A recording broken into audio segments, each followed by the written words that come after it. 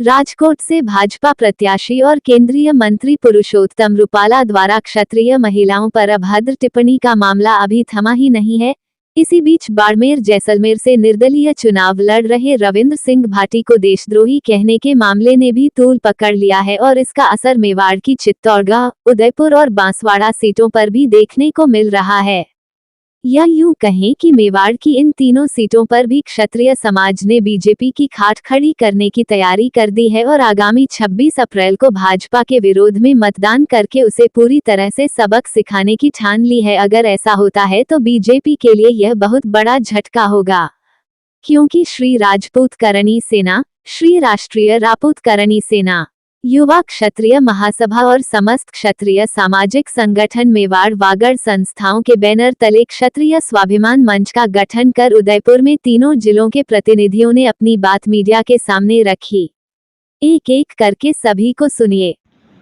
दिल खोल के राजपूतों पे, क्षत्रियों पे विश्वास करते थे।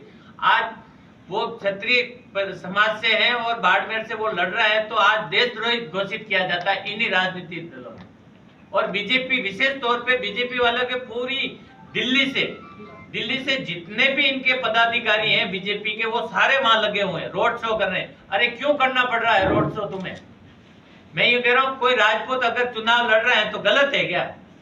और राजपूत लड़ रहा है तो अपने दम पे, क्योंकि ये पूर्वजों की देन है। 36 कौम राजपूतों पे, क्षत्रियों पे विश्वास करती है। ये टिकट देते हैं तो मोदी जी को मेरी आवाज मोदी जी तक जानी चाहिए और ये होना चाहिए कि भाई आप राजपूतों को कहाँ तक सपोर्ट कर रहे हो। अब 17 पे जो टिप्पणी कर रहा है पूरा राजपूत समाज उसका विरोध कर रहे हैं, तो आप उनको सपोर्ट कर रहे हो, उसको टिकट दे रहे हो, क्योंकि आपकी आज्ञा के बिना तो कोई काम होता नहीं है। जो होता है तो मोदी जी की आज्ञा के लेके ही वो काम करेंगे। और रही बात दिव्या कुमारी की, तो दिव्या कुमारी जी मीडिया के सामने बोलते हैं कि रूपाला जी ऐसे नहीं करते हैं, ये तो कांग्रेस वालों की चाल है। अगर कांग्रेस वालों को पूछो तो बीजेपी की चाल है। तो आप एक दूसरे के ऊपर थोप के इस तरीके से मत चलो। जो भी टिप्पणी कर रहा है, जो भी गलत बोल रहा है, उसका विरोध करो। हमें सिर्फ रूपाला को हटाना था, ना कि हमें पूरा बीजेपी का विरोध करना था। राजपूत समाज पूरा बीजेपी 90% वोट आज बीजेपी को देते हैं। हमारे बीजेपी की नींव रखने वाला राजपूत समाज है, फिर भी राजपूत समाज को दरकिनार किए जा रहे हैं। क्यों? और कुछ हमारे नेता हैं जो अंदर बैठे हैं, वो बैठ के अगर वो कोई गलत टिप्पणी करते हैं और गलत का साथ देते हैं, तो क्यों आप राजपूत समाज के साथ आओ ना। ये तो पार्टियां तो आती जाती रहेगी, पार्टी के साथ आप कब तक ऐसे आप समाज को गिराते रहोगे? के लिए भी भारतीय जनता पार्टी ने कमर कस ली है, तो क्षत्रिय समाज भी अब इसका जो मुंह तोड़ जवाब देने के पीछे नहीं है।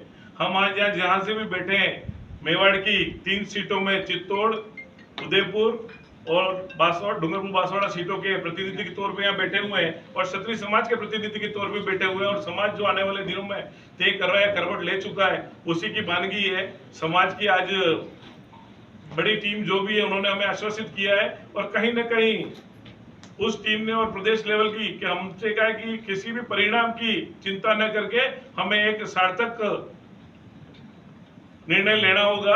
और उसके लिए बड़ी कठिन परिस्थितियां भले कुछ लोगों को लग रही हैं, पर समाज ने के साथ ही कोई काबिल उम्मीदवार और समकक्ष होगा तो उसको मतदान करके भी हम देंगे, पर हमारे स्वाभिमान के साथ किसी प्रकार का हम समझौता नहीं करेंगे। आपके मीडिया के माध्यम से मैं एक निवेदन कर देना चाहता हूँ कि 20 तारीख को अपने यहाँ पे आज तक का बहुत बड़ा प्रोग्राम था, उसमें मैंने ये सवाल उठाया था, तो उनके प्रवक्ता क्या बोलते हैं कि जिस व्यक्ति ने ये बात बोली है उससे हमारा कोई लेना देना नहीं।